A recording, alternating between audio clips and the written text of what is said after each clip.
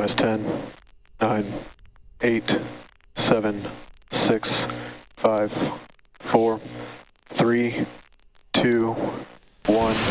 Ignition. We have liftoff.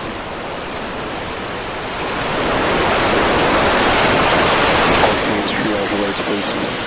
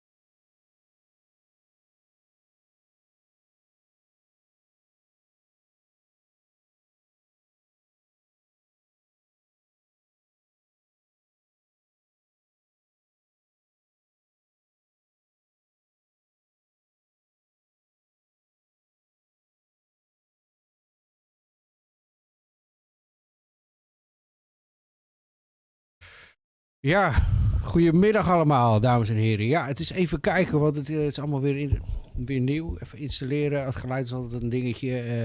Ja, goedemiddag, beste dames en heren. Blij dat jullie kijken bij een nieuwe uitzending van PNN. Jammer, het gaat even niet goed. Als het goed is het geluid nu wel goed. Laten we beginnen vandaag. Bijzondere dag, als het allemaal gaat lukken. Ik zie dat het er in Texas geen mooi weer is. Ik krijg wat berichtjes binnen. Dus even kijken. Ik denk dat de meerdere mensen zien dat er geen geluid is. Maar als het goed is het nu allemaal wel weer goed. Ja. Even kijken. Ik ga het geluid even uitzetten van de chatbox. Zo. Ja, het is nu niet zo mooi weer als afgelopen maandag. Dus ja, ik hoop dat het allemaal doorgaat. Elon had ook iets getweet dat ze de weer in de gaten gaan houden. Dus ja, ik heb korte dingen voorbereid vandaag. Even kijken wat we allemaal hebben hier. Ik ben vanmiddag ook even naar de Watertoren geweest in de Meije. En dat komt omdat de Watertoren in de Meije ongeveer net zo groot is als de Starship. En de Starship is ongeveer 50 meter hoog en 9 meter in doorsnede. Dit is ongeveer net zo groot als de Starship alleen. Dus dat is zeg maar de bekende Starship zoals wij kennen van onze intro. Kijk, even kijken. Wacht even.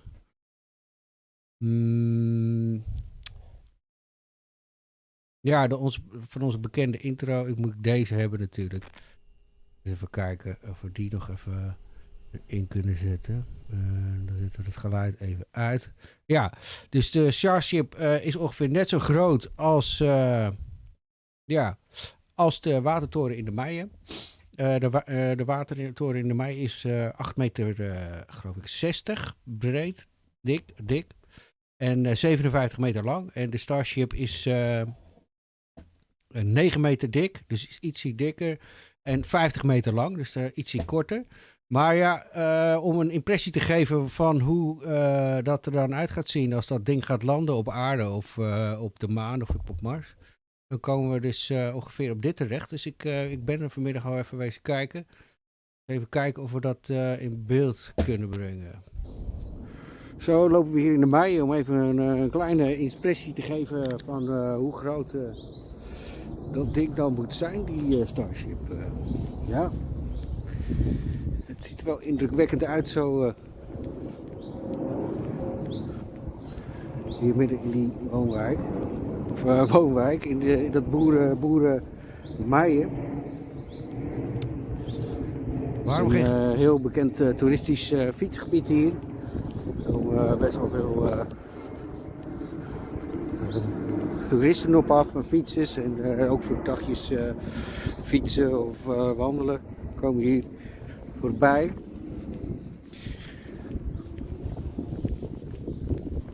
Maar zodoende gaan wij maar eens even kijken. Om even een impressie te geven van hoe groot die Starship dan ongeveer is. Ja.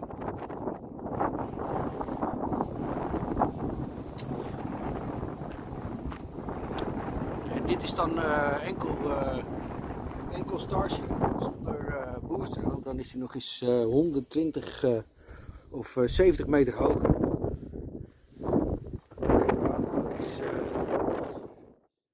Ja, uiteindelijk moet dit dan ongeveer zo groot op de maan of op Mars gaan landen. Nou, je kan wel begrijpen dat dat best wel groot is. Het is, er kunnen best wel wat mensen in. En ja, deze watertoren is in 1930 gebouwd. En staat in de Meije, in een gebied waar ik veel vroeger geweest ben. Vroeger noemde ik het altijd een raket toen ik klein was. Ik ben er vaak voorbij gefietst met mijn ouders. En ja, Pietje Potlood noemen ze het ook wel. Toepasselijke naam. Maar ja, dit is ongeveer de grootte. Dus deze is 7 meter hoger als een Starship. Maar dit moet ongeveer precies de grootte zijn van de Starship. Ja.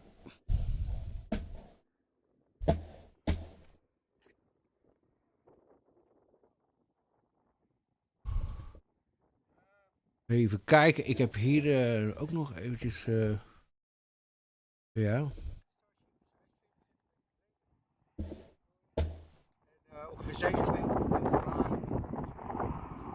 Maar met dit ding zouden we dus naar de maan en naar Mars kunnen gaan. Tenminste, met vergelijkbare grootte.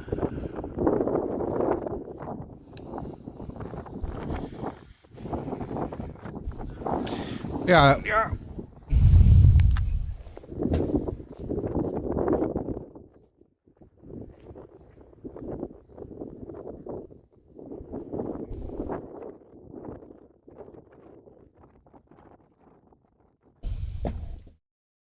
Ja, aan de hand van deze... Ja, van dit voor mij kan je ongeveer zien hoe groot dat ding dus eigenlijk moet zijn. Even kijken hoe we er... En dan praten we alleen over de Starship alleen, hè? Want met die booster 7 die eronder zit, is die 120 meter hoog. Dus dan is die nog 70 meter hoger, dat ding. Maar ja, in principe moet dat bovenste gedeelte, dat zwarte gedeelte, dus dat is dan ongeveer net zo groot als die watertoren in de Meije. Dat moet dan gaan landen op de maan of op Mars. Nou ja, zover zijn we nog niet. Maar ja, we gaan kijken hoe ver we vandaag gaan komen daarmee. Het is wel zeer indrukwekkend. Hier een vraag. Hoe gaat het gebeuren? Nou, als het goed is, zijn ze hem nu aan het vullen. Zoals je kan zien is hij al helemaal doordat ze dat met op hoge druk met vloeibaar gas vervullen. En dat is altijd onder zeer koude omstandigheden. En ja, daardoor bevriest ook de hele buitenkant van de booster bijvoorbeeld. En als je het goed ziet, dan kan je er ook een klein stukje hierboven bij de Starship, dat stukje, dat is ook helemaal bevroren. Dus dat is allemaal gevuld met vloeibaar gas en met vloeibaar zuurstof. In principe vliegt dat ding op zuurstof en op eigenlijk een soort van aardgas of zo. En samen wordt dat dan in een bepaalde... De booster heeft 33 motoren. En de Starship heeft ook nog iets van 7 motoren. Daar in die motoren wordt dan dat gas en die zuurstof samen met een hoge druk wordt het erin gespoten. En daardoor heeft hij een enorme stuwkracht. En dit is momenteel dus het sterkste en het voertuig met het meeste vermogen ooit gemaakt op aarde. Ja, dat is deze raket dus. En als we mazzel hebben, dan gaan we hem dus over een klein kwartiertje voor het eerst de lucht in zien gaan. En ik vraag me af of dat allemaal doorgaat. Hoe laat het gaat gebeuren, dat moet over een minuut of 10 ongeveer gaan gebeuren. Als het allemaal doorgaat, hè. Laten we even gaan luisteren wat ze te zeggen hebben. Exactly that is on the scale, but it's better than nothing. We can make out the frost on the ship. Like over here from the roof of the hotel, we can see there's like the sun shining on the frost on the side of the ship. We can see the venting down low. I mean, the tower and the Starship stack sort of loom as a big sort of silhouette. But I wonder, I really do hope, like if we look up above, the skies above the launch pad are more and more blue. And I can really see Starship sort of lifting out of this ground layer of moisture up into the blue sky, and then it's going to go downrange into the sun, and I don't know if anybody will see it then, but you know something, if they're all go, I have a feeling that we would be able to see it punch out of the like low-lying fog here. Anyway. Ja, het is dus wel mistig. Dat was afgelopen maandag wel handig. Je ziet dus ook niet zo heel goed op afstand wat er gebeurt. Het is wel jammer voor de toeschouwers ook. Maar in principe als dat ding afgaat, of als dat ding zijn motoren gaat starten, dan komt er zo verschrikkelijk veel vuur bij kijken dat dat wel te zien moet zijn. Ik denk ook als je daar in een straal van kilometers in de buurt staat, dat je gewoon het niet alleen hoort, maar zelfs dat ding voelt de lucht ingaan. En dat was in de tijden van de Spaceshuttle ook al zo. Dat het in zoveel kracht met raketten, die voel je gewoon op afstand, voel je die kracht en dat geluid ook, dat schijnt enorm bijzonder te zijn. Als dat ding dus ook eenmaal gaat vliegen, dan zou ik daar graag een keer van dichtbij, of tenminste zo dichtbij het kan, want het is ook levensgevaarlijk.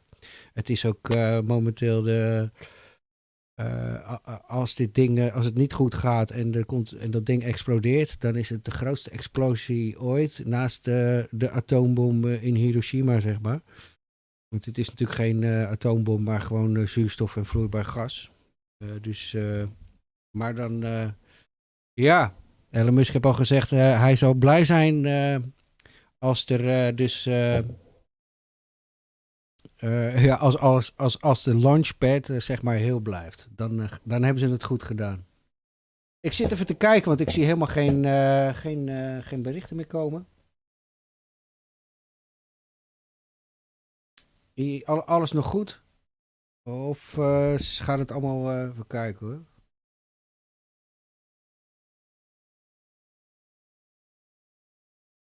Ik zal eens even kijken of er nog wat anders te zien is. Wat anders even wat we hier hebben. From where we currently are at Boca Chica in Starbase, Texas. Ik weet net zoveel als wat jullie zien in principe. The Starship itself, all the way to Hawaii, where it'll basically be really like trying to resist burning up in the atmosphere, and hopefully it makes it all the way. But even then, when it gets to the point where you normally do the flip and burn, there's no propellants in that header tank for the methane. It's going to just do a belly flop right into the ocean. It's going to be the world's biggest belly flop. With excitement of explosions and everything else. Helemaal geen berichten meer. Stuur eens een bericht, stel eens een vraag. Ik bedoel, er zijn als het goed is nu 31 kijkers, geloof ik. Maar ik zie helemaal geen berichten meer doorkomen. Misschien hebben ze dat geblokkeerd. Maar anders ga ik even ergens anders kijken. Kijk. Hoi. Hoi.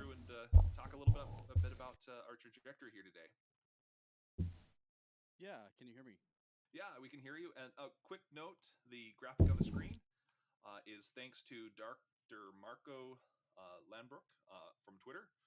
So here's the graphic here. So go ahead, Stephen.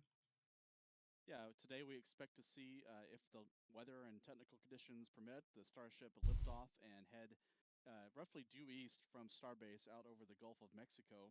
And it'll be performing a burn with a super heavy booster for about 2 minutes and 49 seconds. And that booster, you can probably see here in the hazard zones around Starbase in the Gulf of Mexico, will be attempting a controlled landing in the sea. It will not be returning to land on land. Those tests and demonstrations will come in the future. The Starship vehicle, if all goes according to plan, will light its 6 engines for a burn of about 6 or 7 minutes to reach near orbital velocity.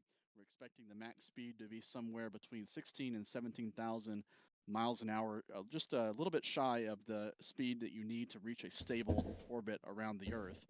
And then the Starship will coast around the world. It'll fly over through the Florida Straits, fly over the Caribbean, the Atlantic Ocean, the Indian Ocean, and finally, it'll be coasting at this point. The Starship vehicle will be unpowered, no propulsion, and will naturally re-enter the atmosphere over the Pacific Ocean, heading on a rough trajectory from the southwest to the northeast, and will impact north of Oahu if everything goes perfectly on today's flight. Of course, we've heard Elon Musk try to set low expectations for this mission. Everything would have to go truly perfectly. Ja, low expectations. Dat wil zeggen dat, de geplande missie tot aan Hawaii moet eindigen, zoals je hier ziet. Dat is wel... ik had het iets korter verwacht, maar het is toch wel bijna een heel rondje rond de aarde. Als alles volgens verwachting gaat. All mission objectives. That was the question earlier. Ja, nou, laten we eens kijken wat we andere kanalen te vertellen hebben. Even kijken hoor. We kunnen ook nog even kijken wat Elon Musk getweet heeft. Momenteel staat het allemaal... Starship to launch in 37 minutes staat er hier. Dus dat... en dat was 24 minuten geleden. Dus dat is 13 minuten. Als het goed is, zou die over de 13 minuten dan de lucht in moeten gaan.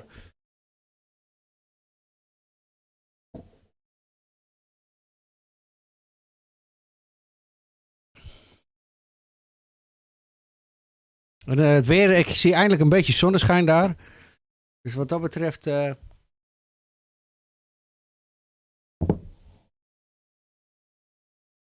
ziet het er steeds beter uit.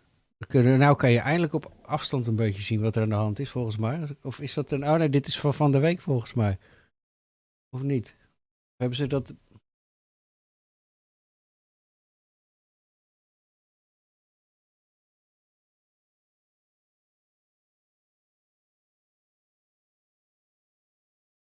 Oké.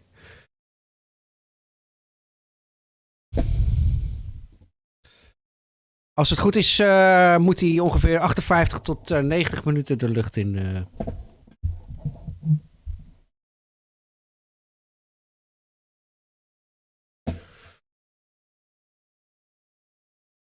Ja, ik ben benieuwd. Als het goed is, een minuut of 10 de tijd. Ja, we gaan het zien.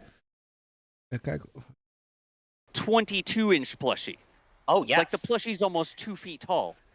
It's insane, yes. That's 55 centimeters or 5 to 6 bananas tall. It's unbelievable. Anyways, let's talk about rockets. I feel like I'm on the shopping channel now. Oh, laten we die er even afgooien. Shopping channel, ja, we zijn... dit is Everyday Astronaut. Ik wou ook alle kanalen even bedanken. Zoals Everyday Astronaut. Kijk, hier hebben we NSF. En Lab Padre. Dat zijn de kanalen die ik hier momenteel... dit is Everyday Astronaut. Visibility as a concern. So, yep, rotor visuals out here today with us, providing aerial. They're going to be doing aerial tracking. It's a 2-person operation, professional, licensed, insured. They're following. Nou, hier zien we niet zoveel. Kijken, of in de verte, ja, daar zie je het in de verte. Ziet het toch wel een beetje mistig. Tighter than the 90, but it looks like they got the 90 on there. Man, it just shows how foggy it still is. Yeah. Mm-hmm. That's about what we're seeing right now. I mean, it just took off from here, so. I can make out the rocket on the horizon. Maar als dat ding gaat de lucht in gaat, dan ga je hem echt wel zien door de fog heen. It's not high contrast, you know, it's white on white. Right. So. Absolutely. So we do have a behind the shoulder cam. You can kind of see, you'll get a sense of what the sky is like here for us. But it is rather gray on the horizon right now. Getting bluer up high, so hopefully tracking assets get a clear shot of this thing today. But yeah, it is still pretty hazy on the horizon.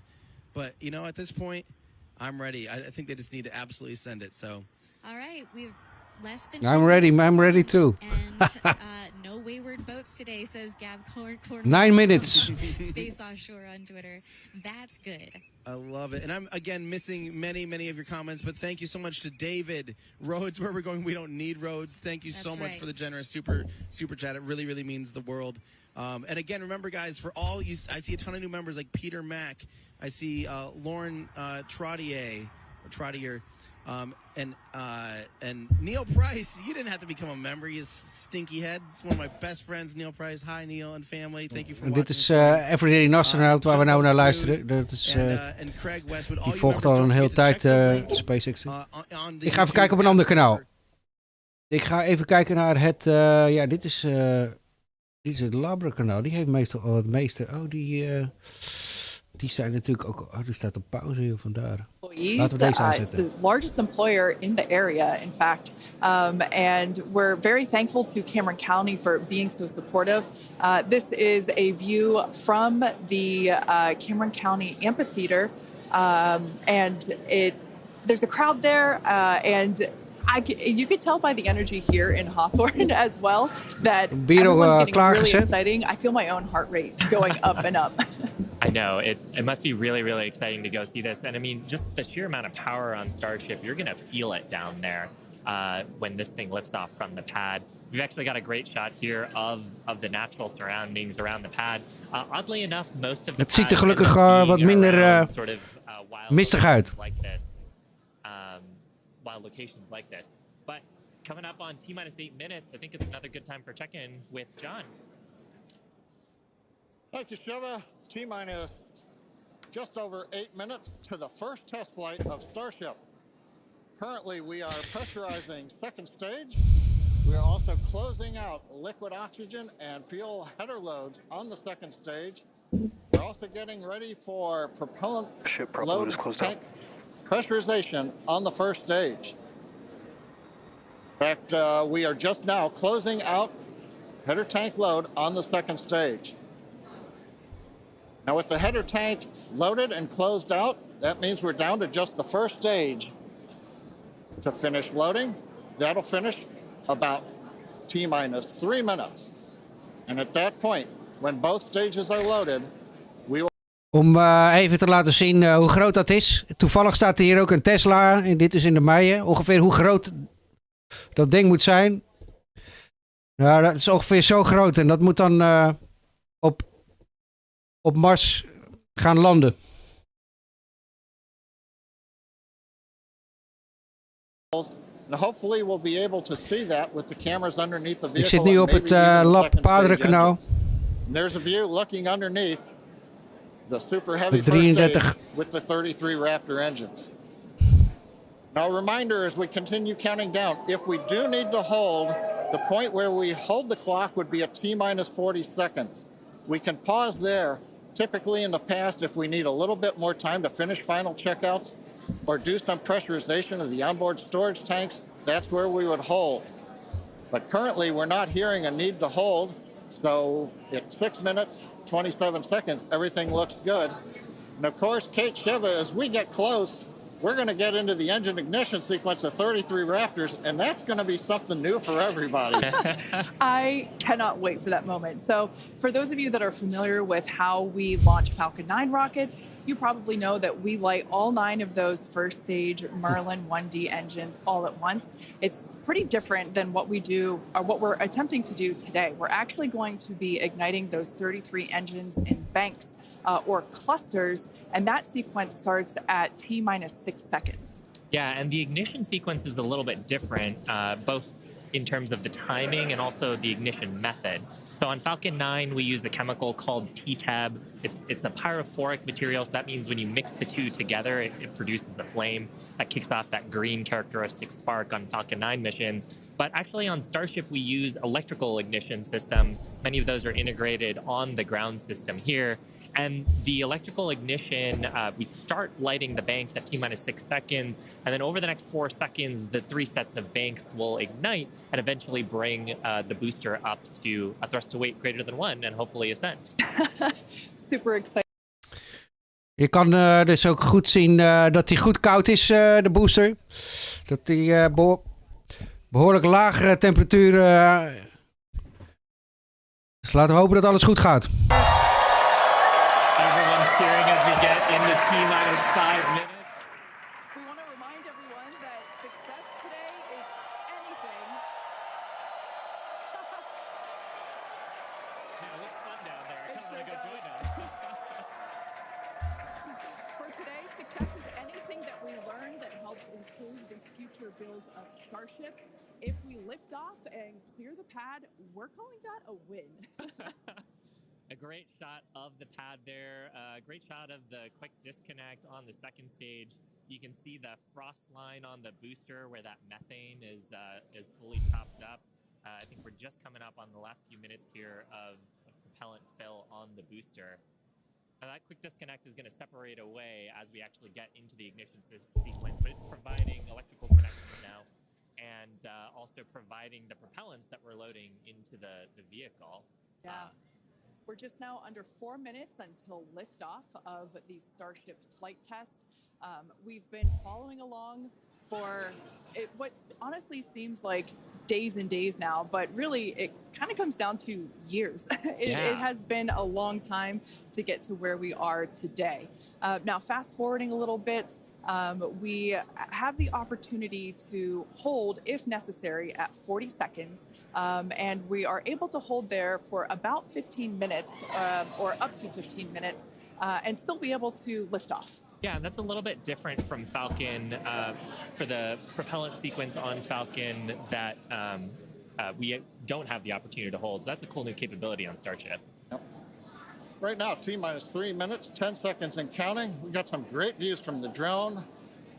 It's nice that the fog is slowly lifting. We get some of the blue skies, hopefully good views.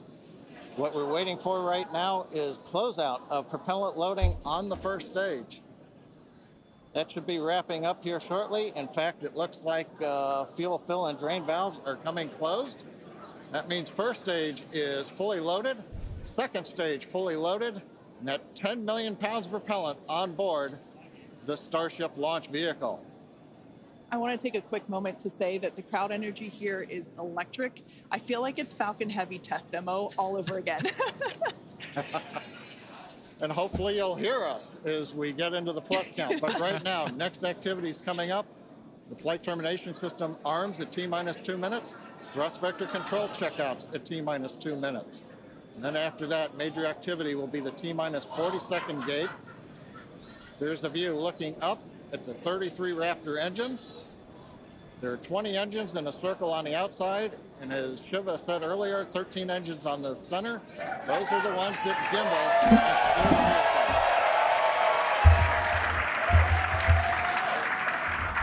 vehicle.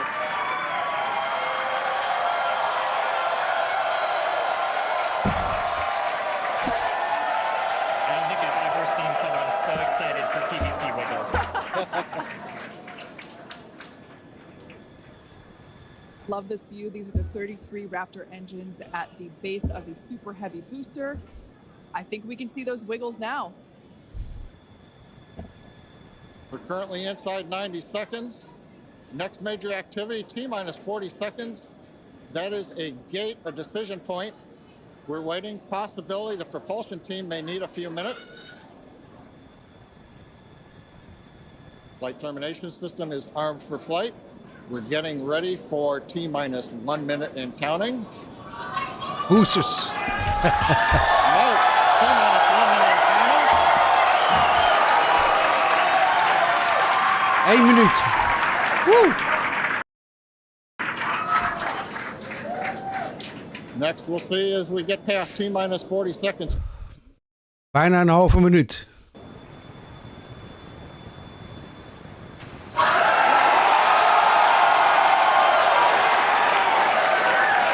Wow, hier gaan we.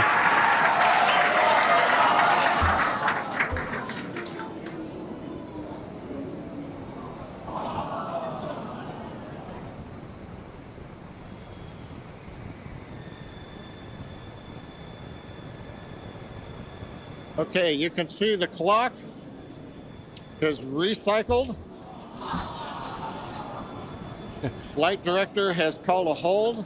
We are recycling. Ja, dat is zeker spannend. For the moment, De hele boel let's kan see where they move exploderen. the clock back to. They could hold at T-minus 40 seconds. They could go to an earlier point. Give us a minute to listen into the nets, and we'll see if we can get you more information to share.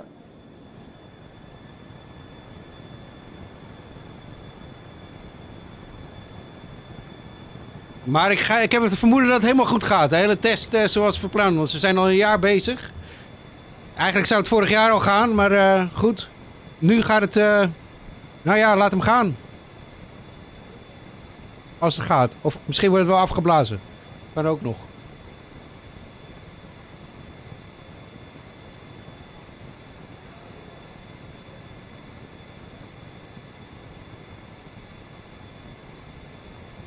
Final launch checkouts.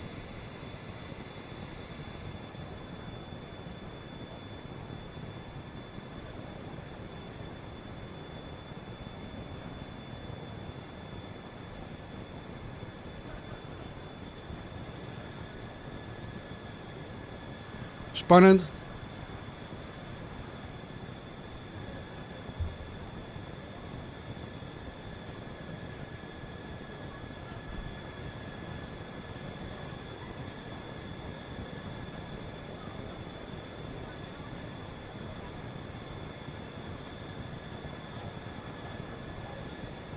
Ik zie geen countdown, dat is ook wel apart.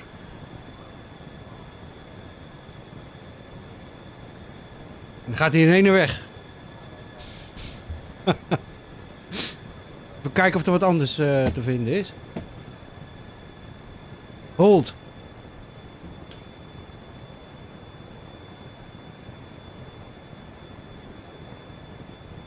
Countdown hold.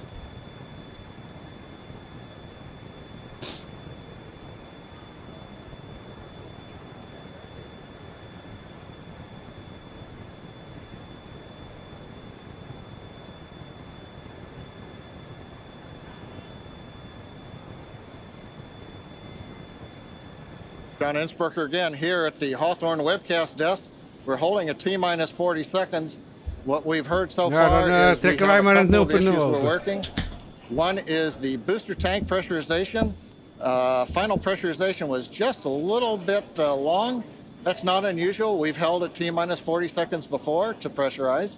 That appears Kan nog steeds afgeblazen worden. At the same time on the second stage, they're working some final purging. We should know very shortly if that is cleared and if we'll continue the countdown. Everyone, especially that person, is excited to keep going. Like John said, we should know shortly if we are able to continue. But as we mentioned before, we are able to hold up to 15 minutes and still be able to lift off today.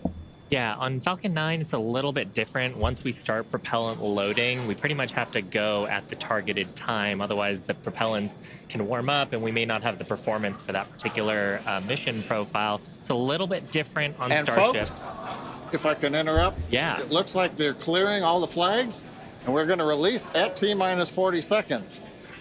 That is amazing news. Amazing. Team working quickly through their issues on first and second stages. And I'm sure all of the rehearsals and simulations that they've been doing have prepared them to evaluate this data quickly to try to get us in for today's launch attempt. For those of you just joining, we have a brief hold at the T-minus 40-second mark. The team is resolving one issue with the bleed purge on the Stage 2 Raptors. Like John just said, the teams are quickly working that, and it looks like the flags are being cleared as we speak. So we should be able to resume the launch countdown any moment now. Er komt als goed is een nieuwe countdown aan. Starship that once we resume the countdown, it restarts from the 40-second period, and then we keep going unless another condition pops up. So stick around because Starship could be going here real soon. Don't walk away, that's for sure. Amazing views here coming to us from Starbase, Texas. Cheering, the cold started again.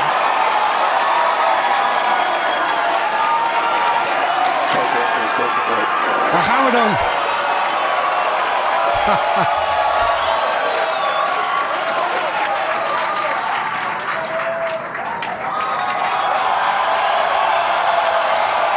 T-minus 15 seconds.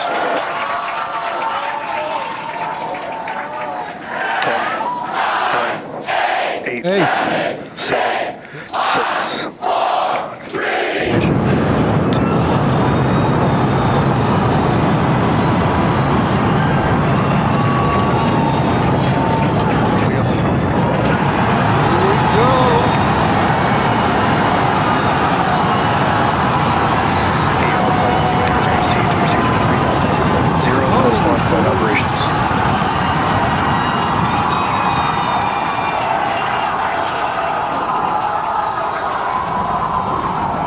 Raptor chamber pressure is nominal.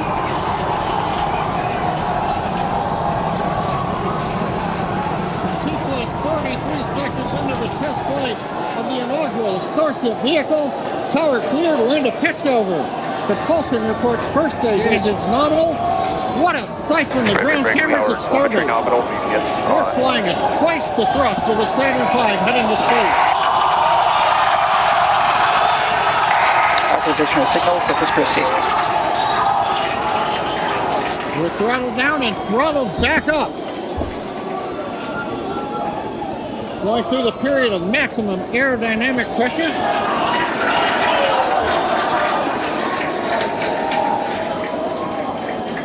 As the velocity increases, the density of the atmosphere is decreasing. Max Q. Lessening stress on the vehicle. The call out, max Q now.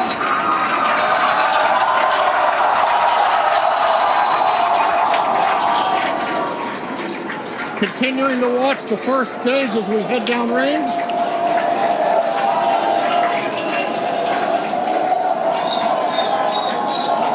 A 100 seconds into flight. Our next major activity is going to be shutdown of the first stage. The Houston tracking station now acquiring the vehicle. With shutdown, we will get separation of Starship from Super Heavy and ignition of the Starship engines. When Starship separates, we light up 6 engines in a staggered sequence. If all goes well, those 6 engines will burn for almost 6.5 minutes. Onboard view from Starship. And there's views of the Raptor engines on the second stage as we prepare for stage separation. Now after stage... Hier zie je de motoren van de Starship tussen de booster en de Starship in.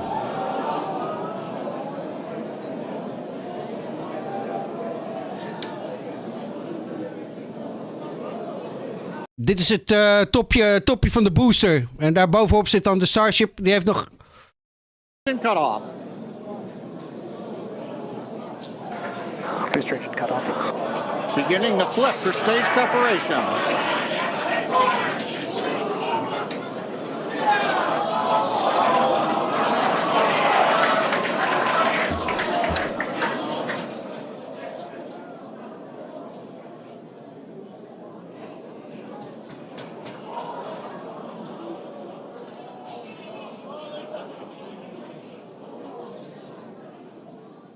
Het gaat volgens mij niet helemaal goed.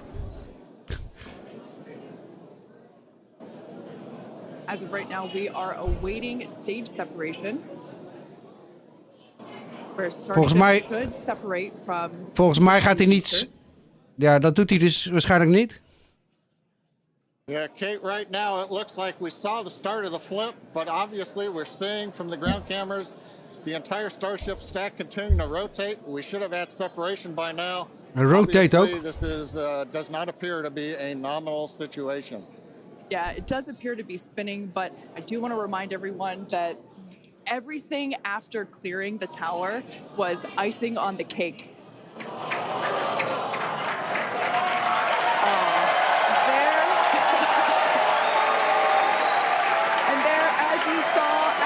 Promised an exciting end to the Starship inaugural integrated test flight.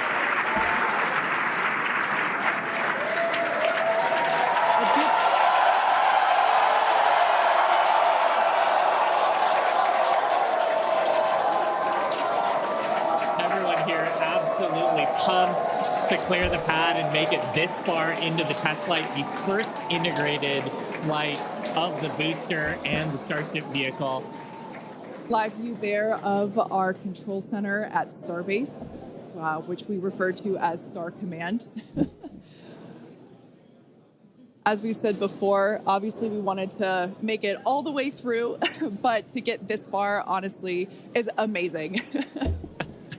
Well, if you're just joining us, Starship just experienced what we call a rapid unscheduled disassembly, or a RUD, during ascent. But now this was a development test. This is the first test flight of Starship, and the goal was to gather the data, and as we said, clear the pad and get ready to go again. So you never know exactly what's going to happen, but as we promised, excitement is guaranteed. And Starship gave us a rather spectacular end to what was truly an incredible test thus far.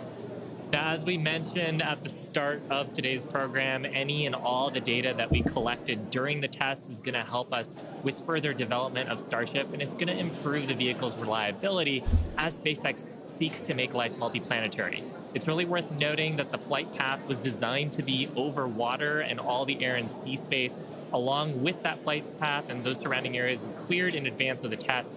And of course, we're going to be coordinating with local authorities for the recovery operations. But honestly, what an exciting morning. Oh my gosh. We had a successful liftoff from Starbase, Texas at 8:28 a.m. Central Time. We cleared the tower, which honestly was our only hope. We cleared the tower, and all the data that we collected all the way through all those Raptor, those 33, although I think we saw that 3 Raptor engines were out, but we got all that data, and we got so far as to hoping to see the Starship, the second stage, separate from the first stage, the Super Heavy booster. And unfortunately, we didn't make that happen, but that's okay. It was the first integrated launch, and honestly, today was amazing. Absolutely incredible day. We made it through a number of those initial test objectives with getting booster ascent, getting all the way through the countdown, working some issues at the end. Like, totally really fantastic day. Got through the gate at T-minus 40 seconds on the second try. Everything released, the hold downs, quick disconnect arms, everything moves out of the way. And then we got the vehicle off of the pad, through max Q, all the way up to stage separation, even starting into the prep for stage sep. And then, as we say, a lot of excitement. Yep. Honestly, my face has had a smile on it since liftoff, and now my face hurts.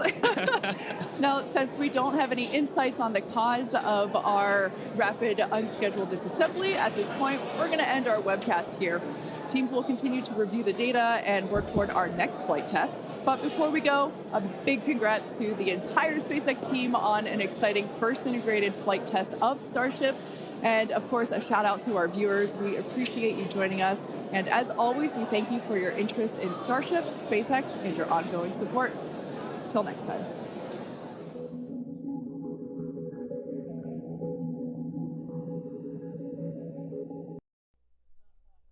That was it? That's nothing, dude. That was amazing. We just saw the liftoff of Starship and Super Heavy off of the orbital launch mount. I can't believe it. I'm just in shock. How about you, Philakid, Nate, Zach? Zach's muted.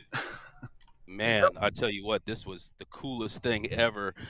We had a decimal meter here, and from 3.78 miles away, it was only about 95 decibels. It really wasn't that bad after all. Wow, Yeah, that's not as high and as as under far as some the people. loudness, it was, it's hard to gauge from 2 years ago, but it was loud. It was more of the vibration, you could feel it. I mean, the whole place here was vibrating from as far as we're away 3.78 miles. My tripod was vibrating, and oh my goodness, awesome stuff, guys, awesome stuff. Yeah, it looks like we got a little bit of fires at the pad there over towards the cameras, actually, of all things. I kind of see a couple other places of smoke. So hopefully their fire suppression system will be able to kick in and take care of some of that. But I do worry about the... Ja, dat was nogal wat, zeg. Ik moet er ook een beetje van bijkomen. Ik zit er al een jaar op te wachten. Ik dacht al dat het vorig jaar zo'n beetje deze tijd, of tenminste vorig jaar februari, zaten ze al een beetje te kijken. Ja, ging allemaal redelijk goed. Totdat separation, totdat hij moest scheiden van de booster. Dat ging dus niet goed. Waarom dat niet goed ging, dat is dan weer een goede vraag. En wat er nu gebeurd is met dat ding, dat is natuurlijk ook de vraag.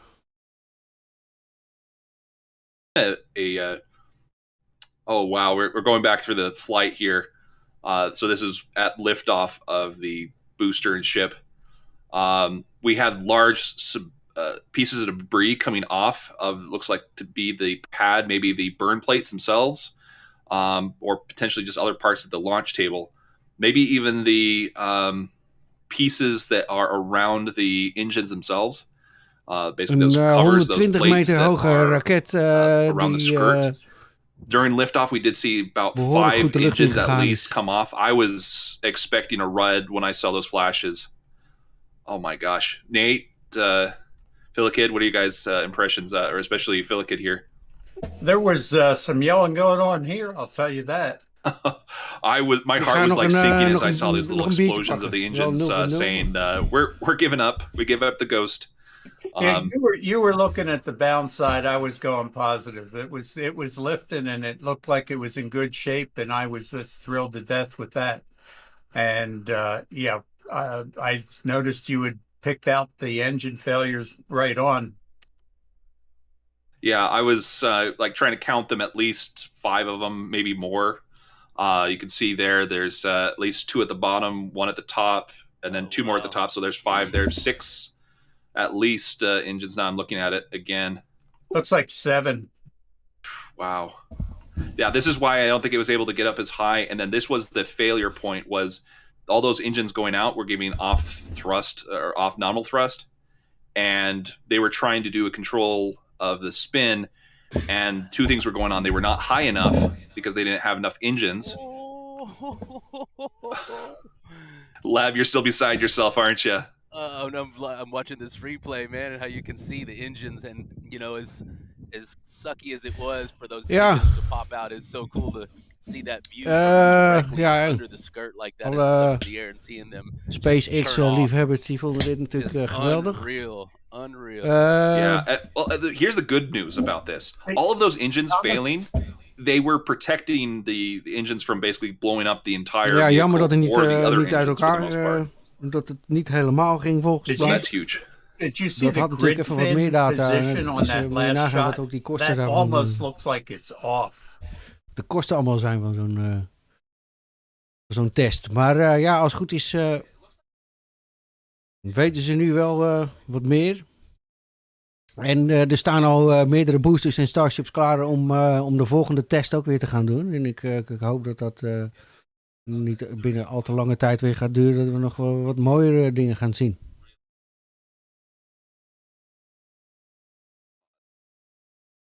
Them to be much higher.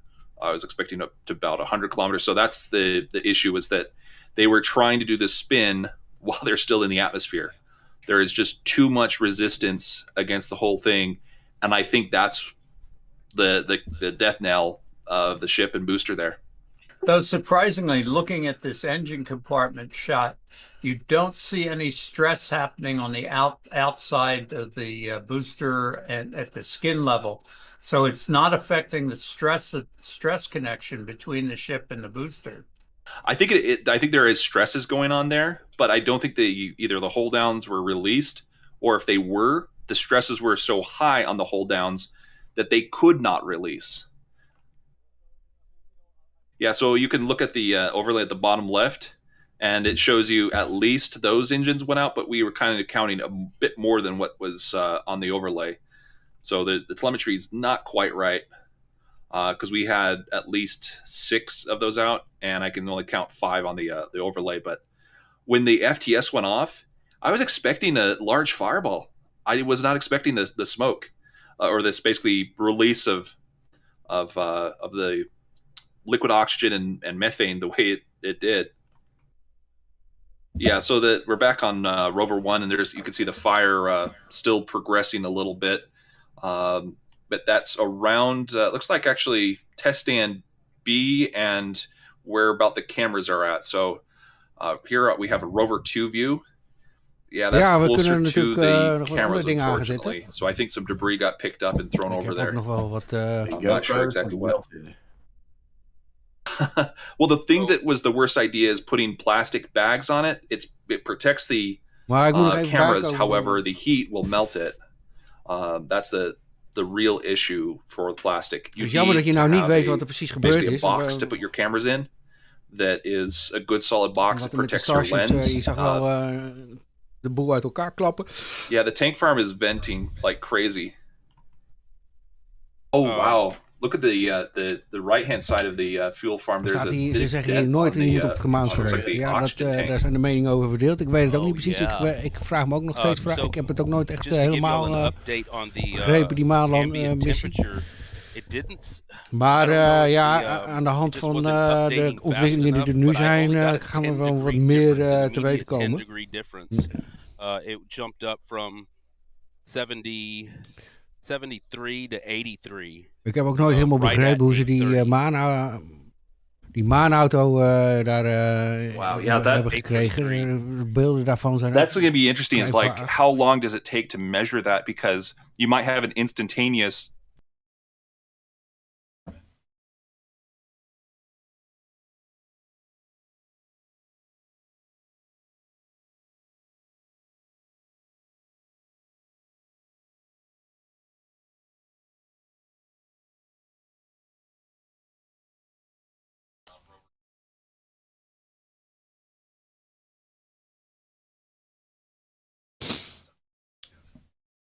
Ja, als Starship eindelijk kan vliegen, dan moet de booster loskomen van de Starship. En dan zou in de toekomst de booster terug moeten komen. En die zou dan weer in de toren terug moeten kunnen. Hij heeft 2 van die chopsticks, noemen ze dat. Dan zou de booster weer terug moeten kunnen komen op het launchpad. En dan moet hij gewoon weer op dezelfde plek terugkomen. Dat is de bedoeling uiteindelijk. Dat is de bedoeling. Maar ik denk dat dat nog wel even gaat duren nog.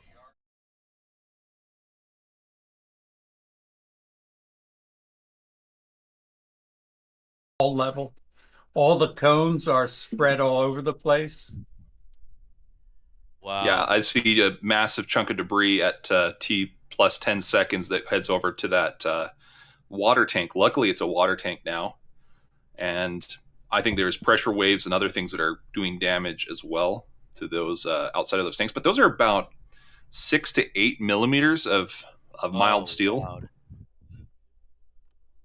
But yeah, those flashes are never good.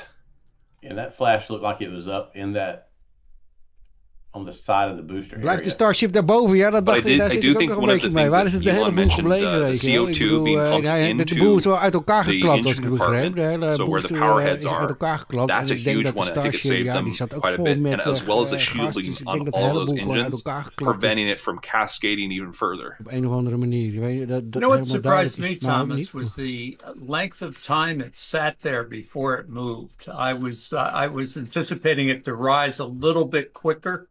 And then once it got going, it really fired. Oh, dude, yeah, there's so much debris flying. I'm rewatching it right now. Oh my God, dude. Ze waren niet alle 33 I kind of see a little bit of flames around the engines actually in flight. These orange glows just around the center engines. Something kind of is glowing in a way that it's hard to tell if it's the trail itself. Dude. But, Sorry. wow. I'm sorry. Is any way that we can get a rewind live of the VR cam?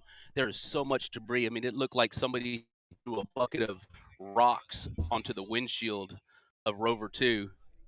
I think somebody did.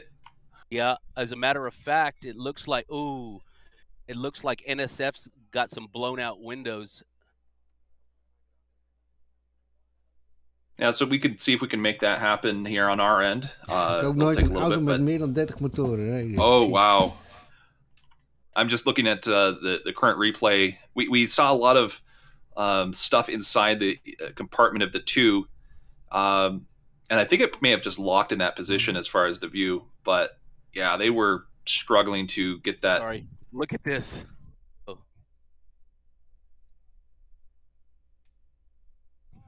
So let's see if we can get that VR cam view up here in just a little bit. And yeah, while we're doing that, we're going to watch these views from SpaceX because this is just fantastic. Like, it's spinning out of control at this point. You know, if an HPU went out, that would explain why they lost attitude control as it went up. Yeah, I suspect that the HPUs should be redundant, but it reduces the amount of force you can have on them. So they've already fixed the problem if that's the case on Booster 9. Here we go. Here's the VR cam view. Wow. Just a massive amount of smoke and debris coming along our way, and then just rocks. Oh, wow. Yeah, I forgot the back window of the other car there. De brokstukken die er allemaal naar beneden komen. It's not just the back window, it's the frame as well. Something massive hit it. We may have actually lost a window as well. I'm not sure. I just saw what looked to be rocks and glass. But it also could be from NSF's van as well. And yeah, all the cameras just got thrown off, except for one strong tripod. Wow. That one over there on the right is holding strong. Oh, there's one on the left too. So we got 2 strong tripods. And then we've got one on the very far right.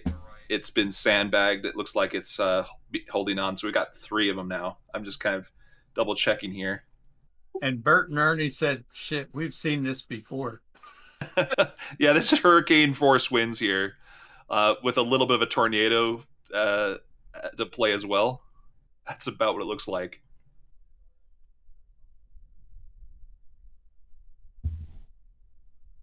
Yeah, I only see just 2 now. Just 2 survivors after all of that.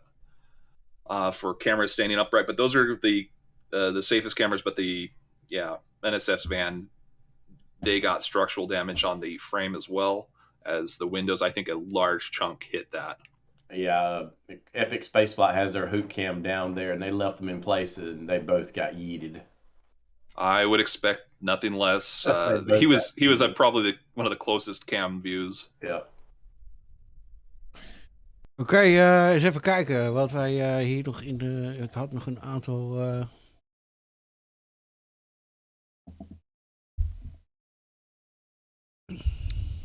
Even kijken.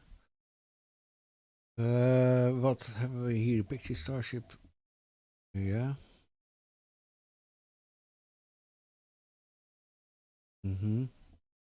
Niet. Nee. Kijk hoor.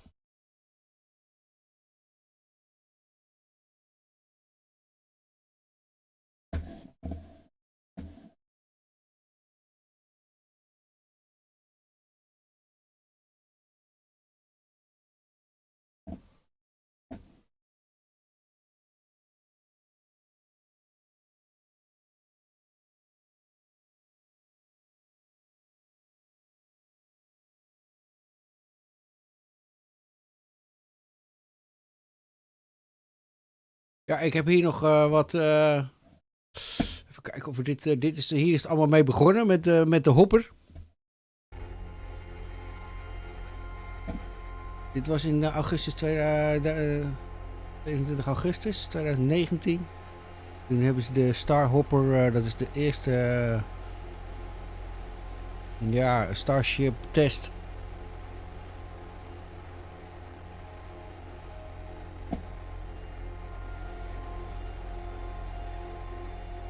Geweest. Dat is dus nu 4 jaar geleden. Op dezelfde plek.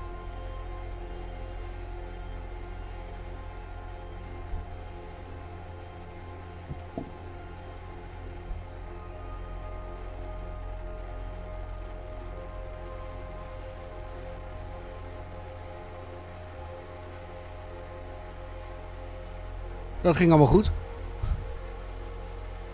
Dat was met één motor. Daarna kwam de SN5. Iets groter. Die had volgens mij al meerdere motoren of ook maar één motor.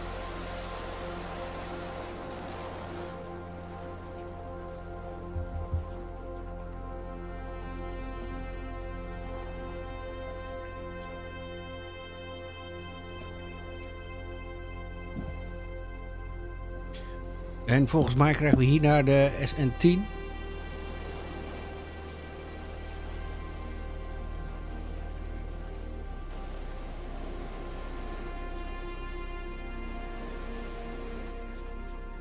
En die heb ik altijd gebruikt in mijn intro video. Of dat was Starship 10 geloof ik. Even kijken, dit is de SN6.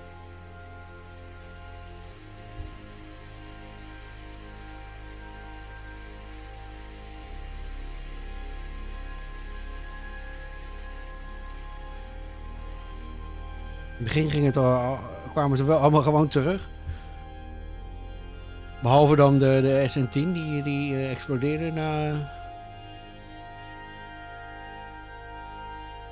de landing.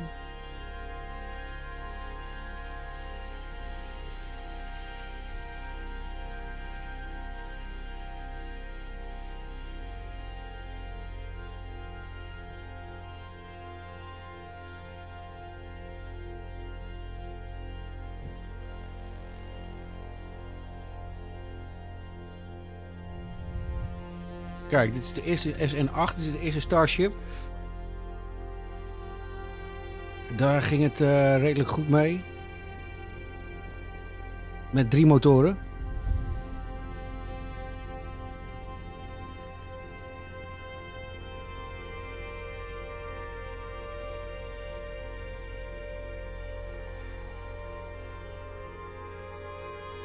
Ik geloof dat het met deze niet goed landt. Ik denk dat deze helemaal uit elkaar klapt als hij op de grond komt, geloof ik.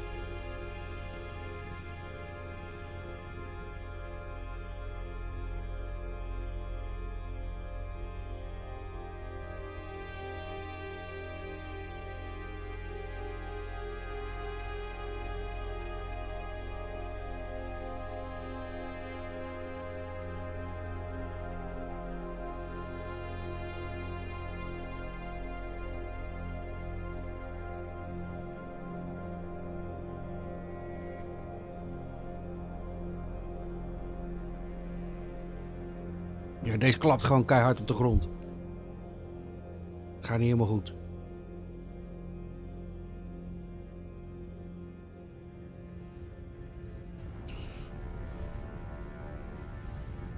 Dit is wel heel mooi, hè? Dit is dus de losse Starship vliegend. Ja, die flipmanoeuvre ging niet helemaal goed, geloof ik.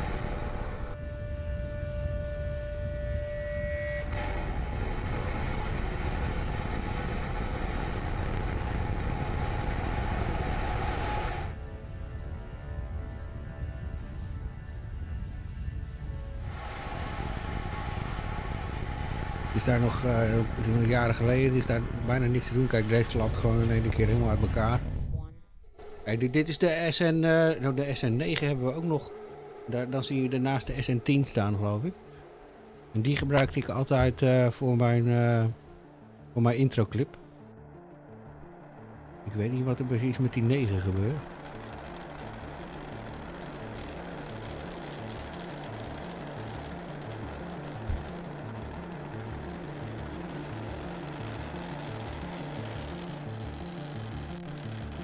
Maar deze is dus 50 meter hoog en 9 meter in doorsnede. En wat ze dus net hebben in de lucht geschoten hebben is 120 meter hoog en 9 meter doorsnede.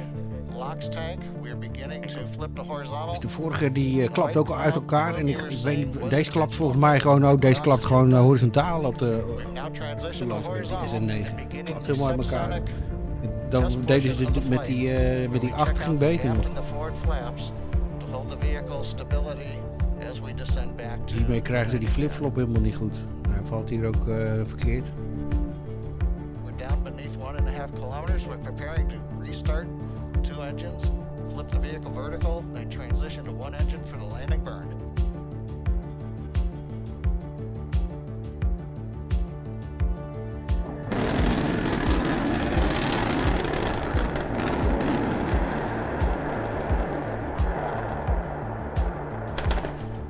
En dan krijgen we waarschijnlijk de SN10. Ja, en deze gebruik ik altijd voor mijn intro. Deze landt dus wel. De eerste die goed loopt. 3 maart 2021, dus dat is ook al 2 jaar geleden.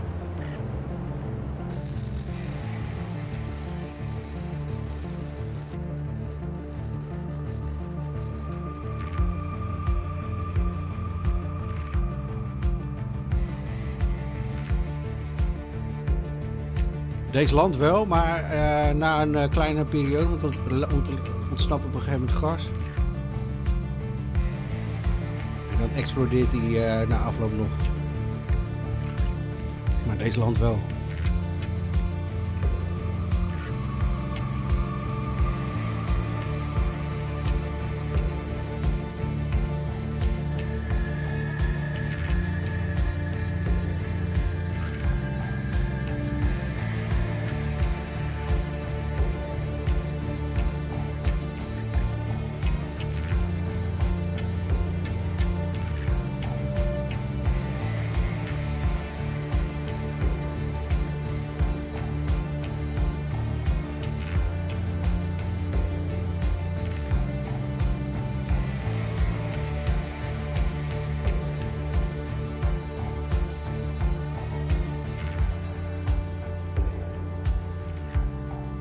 Hij landt een beetje hard zoals je ziet. Oh, ze laten niet zien dat hij daarna nog explodeert. 1 kilometer altitude. Volgens mij gaat het met de 11 wel helemaal goed. Of zou dat de 15 zijn geweest? Dat is een korte video. Ja, dit is dan 5 mei 2021. Ik denk dat dit de laatste test is met de Starship. Dus zo lang hebben we dus moeten wachten. Gewoon bijna 1,5 jaar voor een nieuwe test. Die vandaag dan gedaan is.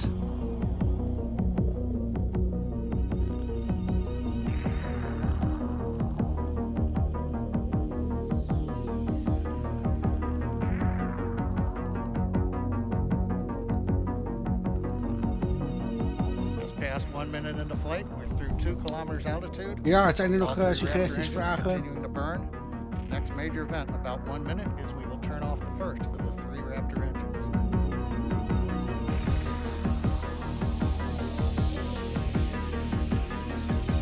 Jammer dat het niet helemaal goed ging. Dat hij die aarde even rondvloog. Maar ja, goed. In 90 minuten had hij bijna de hele aarde rondgevlogen. Past T plus 4 minutes in the flight.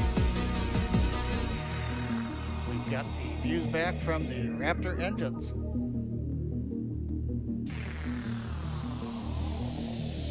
We get T plus 4 minutes 34 seconds. While we're working to regain video, it looks like we've got a shot looking back at the flaps on Starship. We're in the horizontal descent phase now. We're passing 6 kilometers. A reminder, phase that's coming up as we get ready for landing, we will light 3 Raptor engines, flip the vehicle from horizontal to vertical. If things look good, we will shut down 1 Raptor engine and then possibly a second one and land on a single engine. And we have ignition.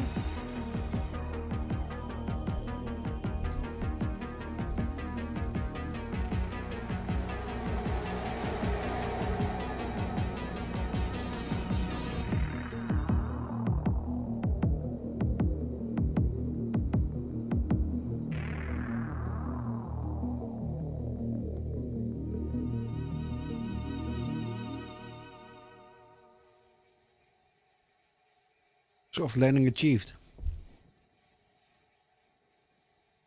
Ja, dat was dus de laatste SM-15 die het helemaal goed deed. Flight control has confirmed, as you can see on the live video. En uiteindelijk moet dus die Starship op een gegeven moment ook straks zo landen.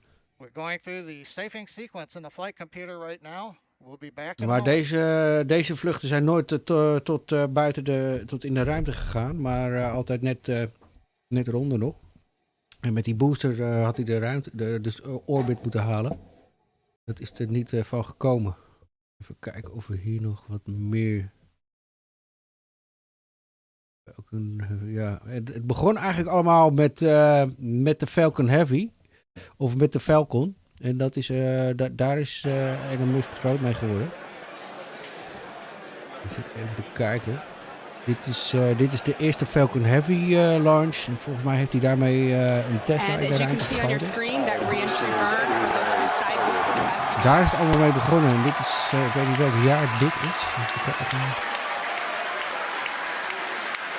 2018. Dat is wat andere geweest zijn. Dit is de Falcon. Die wordt nu regelmatig gebruikt ook. The center core in the upper left of your screen performing its own re-entry burn. You can see the edge of Cape Canaveral in both of the side booster cameras as those are coming in. Hier is het allemaal mee begonnen voor iemand. En dit was ook heel bijzonder toen ik dit voor het eerst zag. And even though those look very similar, those two boosters views, those are actually representing different boosters. And they're heading towards Earth. They're about to begin their landing burns. We'll hopefully be able to bring you nice footage of that. Both side boosters transonic. And watch for the landing lights deploy at the tail end of that landing.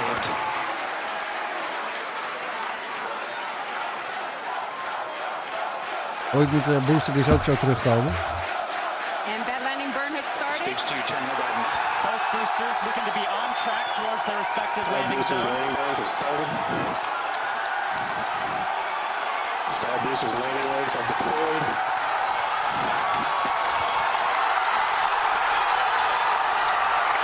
And the Falcons have landed. LZ1, LZ2, both side boosters have touched down. Landing operators move on to 11 by 1, recovery 1 and recovery 2. Ja, grote hype. Even kijken wat we nu nog meer te zien kunnen krijgen. Wat is er nog te zien op de kanalen? Nou, FDS inderdaad, er zit studio. Heeft daar ook in de buurt een studio.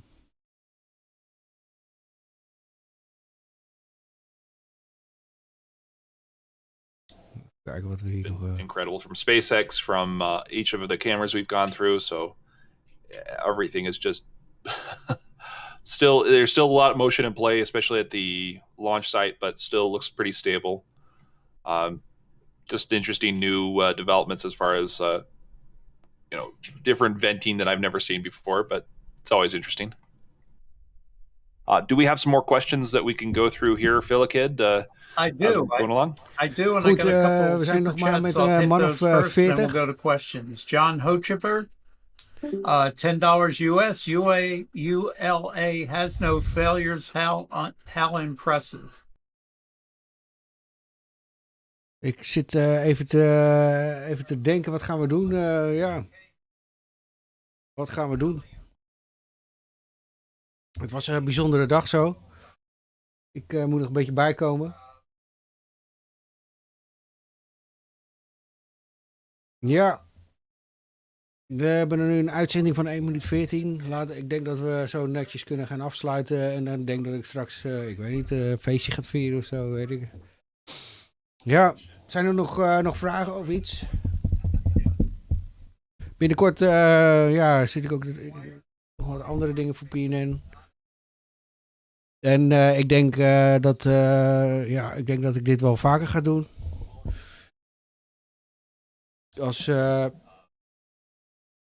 bij volgende testvluchten van Starship, dan denk ik dat ik ook maar live ga. En dan moeten we even kijken of we dat een beetje kunnen uitbreiden met wat andere dingen en zo.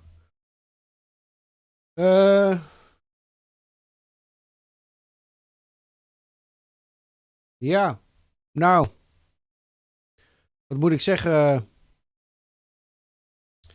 Bedankt voor het kijken misschien. En ik denk dat we maar gaan afronden. Ja. Even kijken ik kan nog natuurlijk wel wat dingen over Elon Musk gaan zeggen of zo. Ik heb nog een filmpje van Elon Musk bij BBC. Maar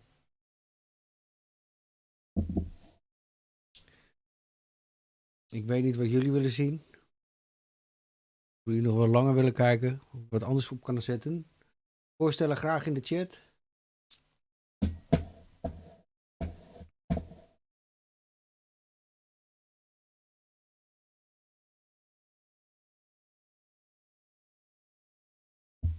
De meeste kijkers zijn al weg. Dus ik denk dat we ook wel kunnen gaan afsluiten. Ik denk nog wat filmpjes van...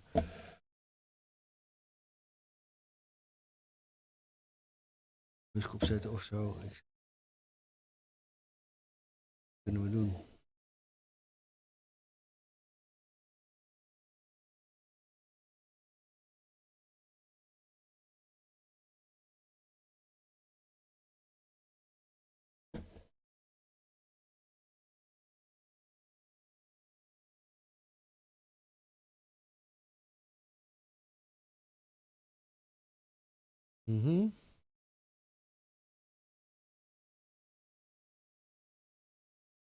Ja, ik heb misschien nog wel een leuke video. Ik hoop niet dat ze hier... we hebben een oude video van BNN, van Bart de Graaff, die bij Starship... of bij Starship. Cape Canaveral bij NASA... ja, laten we die erin gooien. Goed, deze even uit. En dan gooien we deze erin. Even kijken. Ja, oude video van Bart de Graaff, die bij NASA gaat kijken.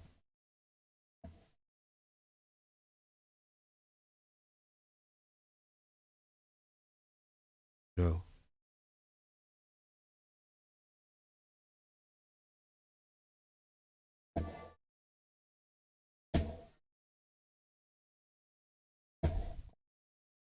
Ja, komt-ie.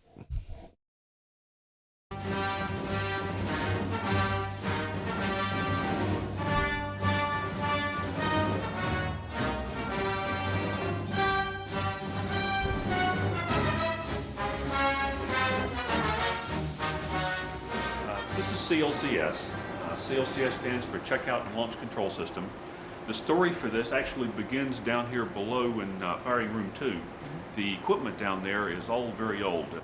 So a few years ago, NASA, in recognizing that to maintain shuttle launches into the future, they're going to have to do something to keep up with technology. They initiated the CLCS program, which was to replace the equipment down in the firing rooms down there with modern day technology. Now, another thing that we're doing with CLCS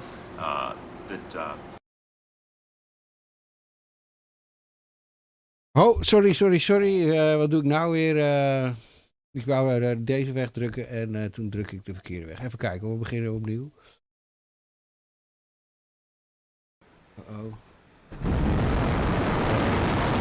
Ik kom schermen tekort. Ik denk dat dat het probleem is. Ja. Deze. That is the web-based interface, and this is this interface that's over here on your left.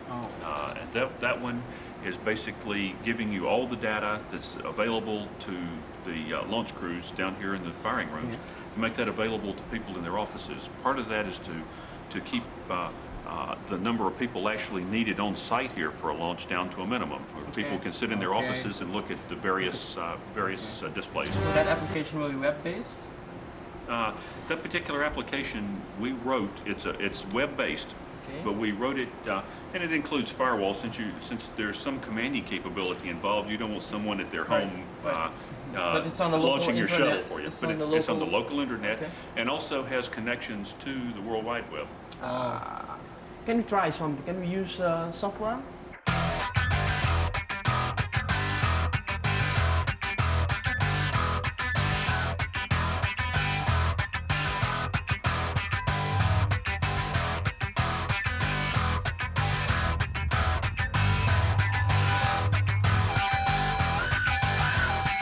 Is het een beetje leuk? Ja, geweldig. Ja? Ja. Nee, Fantastische graphics. Als er nou niks aan is, mag je het ook zeggen hoor. Nee, het is geweldig. Het is gewoon... Ik heb het eigenlijk niet zo verwacht, ja. Nee. Hoezo je had het niet zo verwacht? Ja, met allerlei graphics en zo. Ja, die gaan allemaal, ja. It's a very nice building. I must admit, it's very nice. Het is nog leuker dan je gedacht had. Ja, zeker. Zeker Het is weten. helemaal schuimbekken voor jullie. Ja. Maar dit, en voor mij, dat ik het ook weet, is wel aardig. Ja. Wat is het? Oké, al deze knopjes hier die ik kan drukken, zo'n figuurtje is een button. En die button representeert een sensor, dus een meetpunt in de shuttle. Ja. Als je op die button klikt, dan krijg je dus zo'n scherm tevoorschijn met een foto en dus de echte sensor en dan wat de meting en zijn werkelijke temperatuur. Ja. En waar zit die grote rode knop dat hij de lucht in gaat? Dat hebben we nog niet gezien.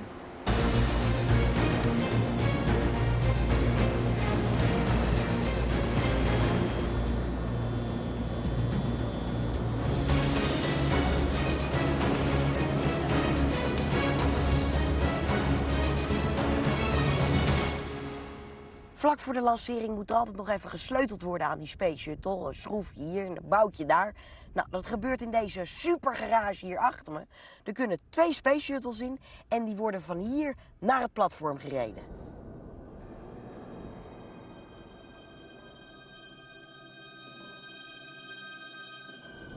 Een paar weken voor de lancering, dan halen ze de shuttle uit de hangar, plaatsen hem op dit enorme, vlot op wielen, zeg maar, rijden hem naar het platform en als er niks tegen zit, doen ze daar 12 of 13 uur over.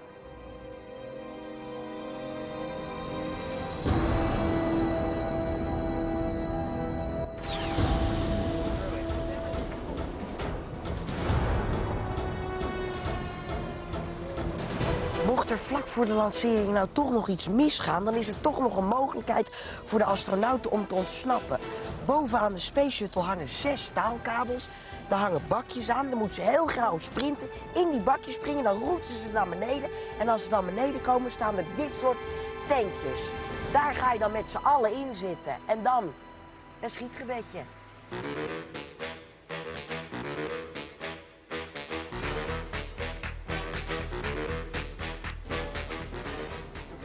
Dit is ook een heel leuk apparaat. Zo voel je je ongeveer als je op de maan bent. Dus 6 keer lichter, weet je wel. Dat je zo zweverig loopt. Veel plezier, hè? Dank je wel. Oh, het zal het lekker in je kruis voelen.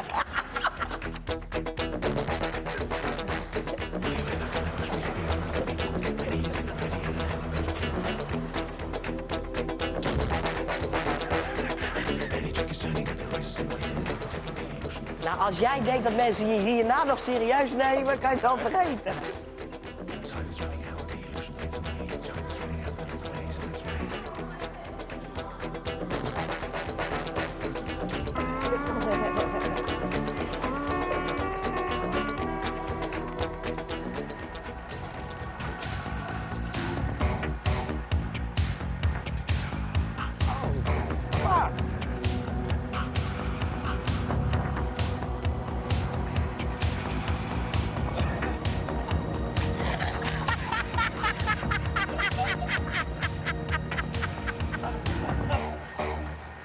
Nu weet je hoe een milkshake zich voelt. Wil je nog?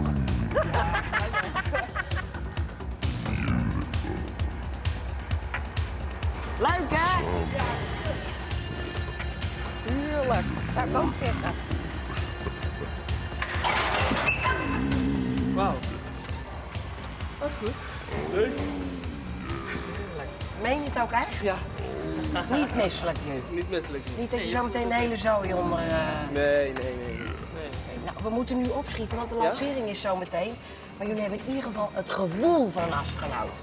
Kom. Configure for the Simo voice check. And never Roger. Waar kan je ons 's nachts voor wakker maken? De lancering van de Spaceshuttle. Nou, dat komt goed uit, want nog 1 uur, 21 minuten en 40 seconden en dan is het... Gaat hij de lucht in. Gaaf, hè? Ja, leuk. Echt spannend. Ik ben ook zo benieuwd hoeveel kabaal het nou maakt. Kan ik me niet voorstellen. Nee? Nee, heel erg.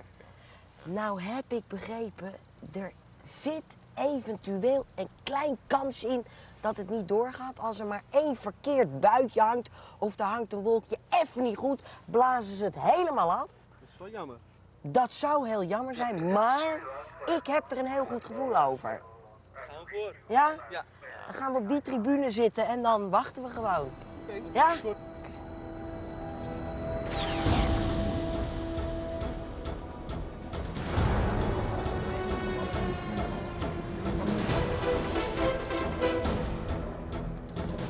Ik denk niet dat zij chips hebben in de ruim op nogal, hè? Ja. Moeten ze weer met die stofzuiger aan de gang?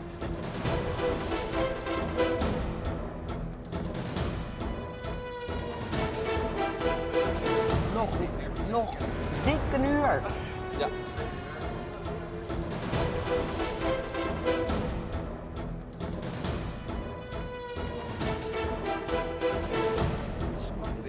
Dit is de cockpit.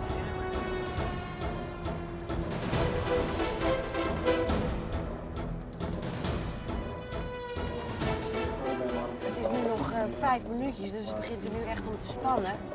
Alleen de tv die irriteert me mateloos. Ik ga wat dichterbij staan, daar, dat veldje daar. Kom. Ja.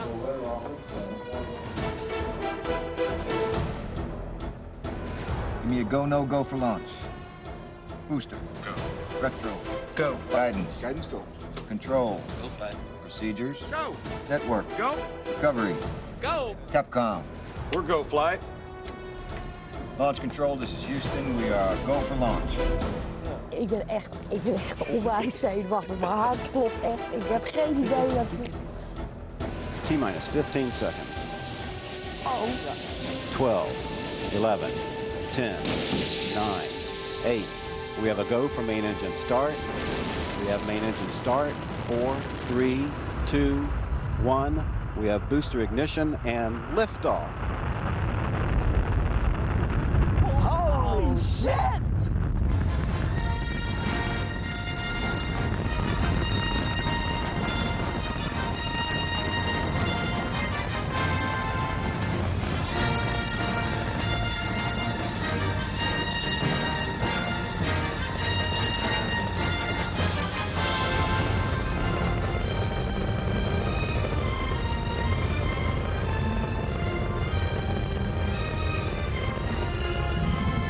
Wow, dit was echt het gaafste dat ik ooit heb meegemaakt.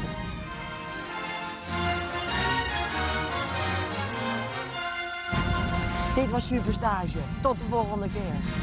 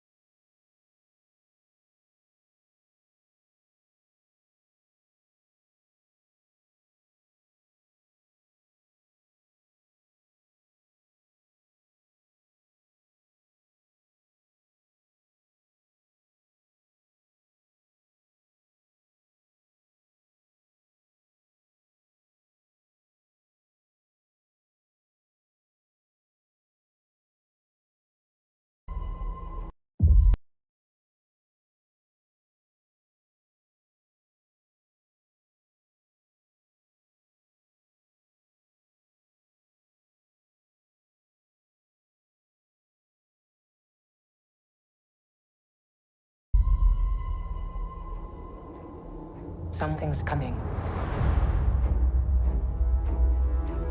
Something dark.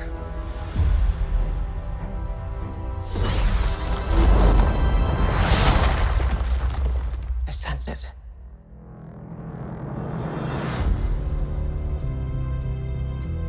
This is a new beginning. For some, war. For others, power.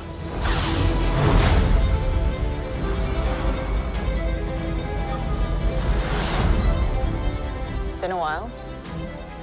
Things have changed. I started hearing whispers about Thrawn's return as heir to the Empire.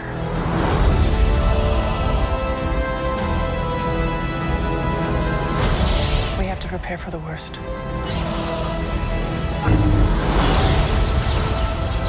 The Jedi fell a long time ago. There aren't many left.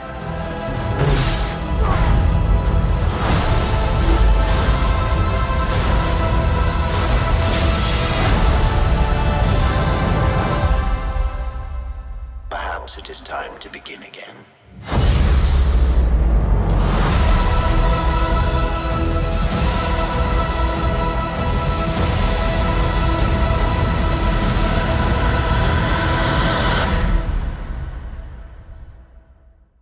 Ja, nou net het geluid dus vergeten. En ja, dat is natuurlijk niet zo netjes. Kijk, en nu ben ik mijn beeld even kwijt. Ja, dat is hier deze. Something's coming. Ja. Nieuwe serie van Star Wars.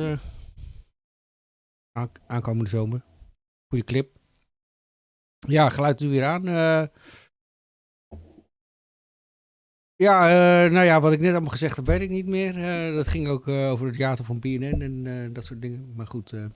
Nou zie ik er hier een bericht. De lancering is mislukt, zeggen ze dus. In de kranten geven ze dus aan dat de lancering mislukt zou zijn. Dus even kijken of we daar nog wat van kunnen vinden. Ontploft. Nou ja, ik weet niet. Hier, als ik hier zo kan kijken bij de Telegraaf. Staat er hier lancering, grootste raket ooit, mislukt, Starship. Oh ja, mislukt, Starship ontploft. Nou ja, mislukt, wat is een groot woord, hè. Ontploft tijdens de eerste testvlucht. Ja. De grootste raket ooit, kort na de lancering. Ontploft. Het Amerikaanse ruimtevaart SpaceX had Starship gelanceerd van het basis in Amerikaanse staat Texas voor een ruimtereis. Onbemande testvlucht van ongeveer 1,5 uur. De raket van 120 meter lang, hoger dan de Domtoren in Utrecht, barstte echter na bijna 4 minuten uit elkaar. SpaceX had al benadrukt dat de testvlucht is bedoeld om meer informatie te krijgen. Dat lukt ons volgens het bedrijf ook bij een snel, ongepland uit elkaar vallen van het voertuig. Ja. Wat dus gebeurde, de Starship moet uiteindelijk mensen naar de maan en Mars gaan brengen, ja. Ja. Zo slecht nieuws is dat ook allemaal weer niet. Ja, hier hebben we dat interview. Laten we dat nog even opzetten. Met de BBC. Ja, laten we deze even op. Unless you allow people you don't like to say things you don't like. Otherwise it's irrelevant. And if at the point at which you lose free speech, it doesn't come back. I think the issue some people have is that a lot of people were brought back. I mean, some people were brought back who were previously banned for spreading things like QAnon conspiracies. You have people like Andrew Tate who were brought back, who were previously banned for things like hate speech. Do you think you prioritize freedom of speech over misinformation and hate speech? Well, you know, who's to say that something is misinformation? Who's the arbiter of that? Is it the BBC? You're literally asking me? Yes. Well, no, you are the arbiter on Twitter, because you own Twitter. Yes, I'm saying, who is to say that one person's misinformation is another person's information? At the point at which you say that there is this is misinformation. Like, who is going but you to accept decide that misinformation can be dangerous, that it can cause Yes. real-world harms, that it can potentially cause... Yes, and the point I'm trying to make is that the BBC itself has, at times, published things that are false. Do you agree that that has occurred? I'm quite sure the BBC have said things before that turn out to not be true. Correct. In its, whatever it is, 100-year history, I'm quite sure. Yes. Even if you aspire to be accurate, there are times when you will not be. We've spoken to people very recently who were involved in moderation, and they just say there's not enough people to police this stuff, particularly around hate speech in the company. Is that What something hate that you want speech are to you talking address? about? I mean, you use Twitter. Right. Do you see a rise in hate speech? I mean, just a personal anecdote. Like, what do you? I don't. Personally, for you, I would see I get more of that kind of content. Yeah, personally, but I'm not going to talk to the rest of for the rest of Twitter. So you see more hate speech personally? I would say I would see more hateful content in that. Content you don't like or hateful? What do you mean to describe a hateful thing? Yeah, I mean, just content that will solicit a reaction, something that may include something that is slightly racist or slightly sexist, those kinds of things. So you think if something is slightly sexist, it should be banned? No, is that what you're saying? I'm not saying anything. I'm saying. Well, I'm just curious. I'm trying to understand what you mean by hateful content, and I'm asking for specific examples. And you just said that if something is slightly sexist, that's hateful content. Does that mean that it should be banned? Well, you've asked me whether my feed, whether it's got less or more. I'd say it's got slightly more. That's why I'm asking for examples. Can you name one example? I honestly don't use. Honestly, I you don't. can't name a single example. I'll tell you why. Because I don't actually use that for you feed anymore. Because I just don't particularly like it. But you said a lot of people are quite similar. I only look at hang on my a second. following. You said you've seen more hateful content, but you can't name a single example, not even one. I'm not sure I've used that feed for the last 3 or 4 weeks. And then how did you see the hateful content? Because I've been using Twitter since you've taken it over for the last 6 months. Okay, so then you must have at some point seen you hateful content. And I'm asking for one example. Right. And you can't give a single one. And I'm saying... Then I say, sir, that you don't know what you're talking about. Really?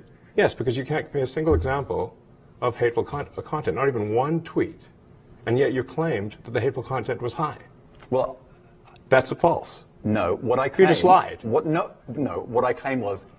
there are many organizations that say that kind of information is on the rise. Now, whether it has on my feed or not, I mean, right, and literally you can look at something one. like the Strategic Dialogue Institute in the UK. They will say that. So look, people will say all sorts of nonsense. I'm literally asking for a single example, and you can't name one. Right, and as I already said, I don't use that feed. But then how would you know that? I don't think this is getting anywhere. You literally said you experienced more hateful content, and then couldn't name a single example. Right, and as I said, that's absurd. I haven't actually looked at that feed. Then how would you know there's hateful content? Because I'm saying that's what I saw a few weeks ago. I can't give you an exact example. Let's move on. We only have a certain amount of time. Wow. COVID misinformation. You changed the COVID misinformation. Has rules. BBC changed its COVID misinformation? The BBC does not set the rules on Twitter, so I'm asking you. No, I'm talking about the BBC's misinformation about COVID. I'm literally asking you about, you changed the labels, the COVID misinformation labels. There used to be a policy, it then disappeared. Why do that? Well, COVID is no longer an issue. Does the BBC hold itself at all responsible for misinformation regarding masking and side effects of vaccinations? And not reporting on that at all? And what about the fact that the BBC was put under pressure by the British government to change its editorial policy? Are you aware of that? This is not an interview about the BBC. Oh, you thought it wasn't? I see now why you've done Twitter Spaces. I am not a representative of the BBC's editorial policy. I want to make that clear. Let's talk about something else. You want to talk about the BBC? You too. All right, let's talk about something else. You weren't expecting that. Ja. Zo, dat... Ja, dat was een mooi interview van Elon. En, mensen die dus... zo, dat Elon...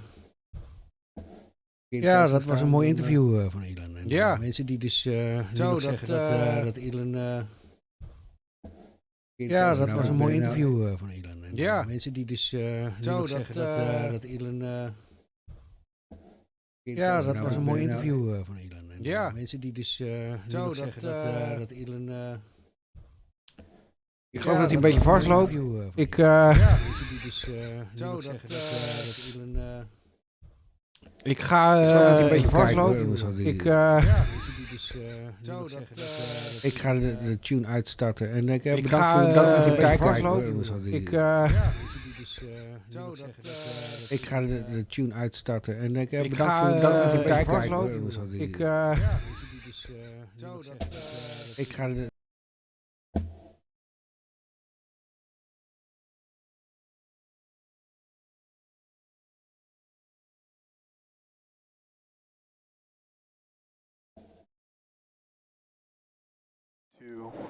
One, ignition.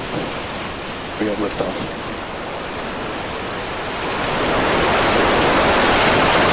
All teams, triage alerts, please.